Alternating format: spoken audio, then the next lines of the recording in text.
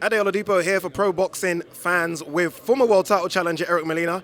Eric, you mentioned upstairs in the press conference 8 weeks to get in shape. 8 weeks, Eddie gave you the call, so we're expecting something special tomorrow. Man, I'm 100% ready. I've trained, my training camp went extremely well. We're bringing the best possible Molina to the table, and we've looked at everything Filip does. We've developed a game plan. We've practiced, and now it's time to take the test on Saturday and execute the game plan. Obviously, Hrgovic, a lot expected from him, a good prospect. So far, 9 fights, 9 wins, 7 knockouts. What do you see in Hrgovic that you think you can exploit?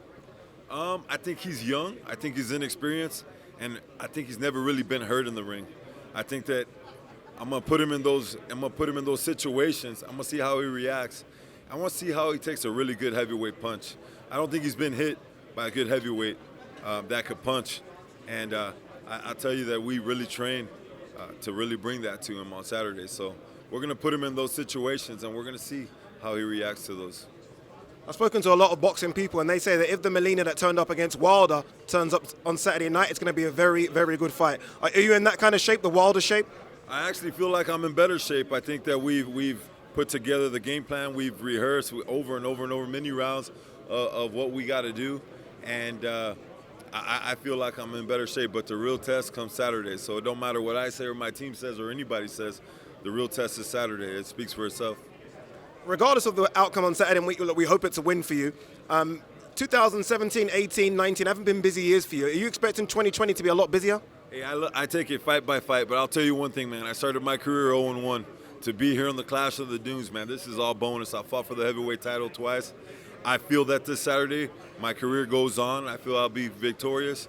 And, like I said, I'm just excited to be here, man. Blessed to have my team here, everybody. This is exciting for me. This is history. This is an iconic sporting event in boxing. And man, I'm just glad to be here.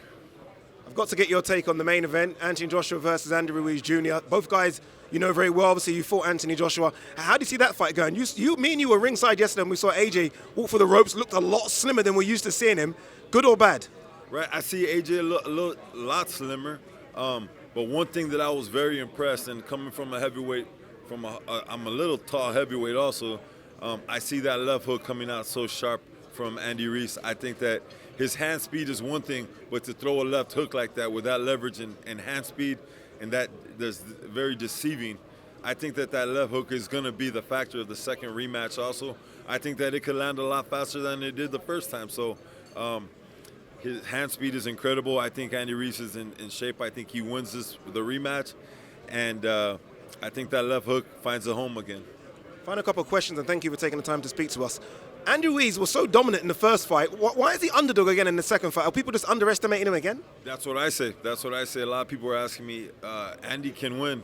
Of course he can. He already did. And, I don't understand how he's the underdog, but it is what it is. That's their fight to deal with. I see him, if anything, should be the favorite. He's won. But I don't particularly like the weight loss for AJ, but like I said, that's not that's not for me to judge or to decide. I just was very, very impressed with the hand speed of Ruiz and the hand speed of that left hook, and I think it's going to be the factor. Okay, final question. The press conference, a bunch of heavyweights on that top table. I see everyone trying to eye each other out. Is there anyone there that you look at, if you do get past Hrgovic, that you'd like to see in 2020? Man, I've been called for all those guys at one point or another in this past year, 2, 3. I've been called for all of them. I'll tell you what, man. We have 5 heavyweight showdowns representing over 6 countries in the world. We have people from all over the world here. This has got to be one of the most incredible experiences that I could ever imagine to be part of. So I'm just blessed to be a part of that. Eric Molina, thanks for talking to Pro Boxing fans. Much appreciated. Thank you.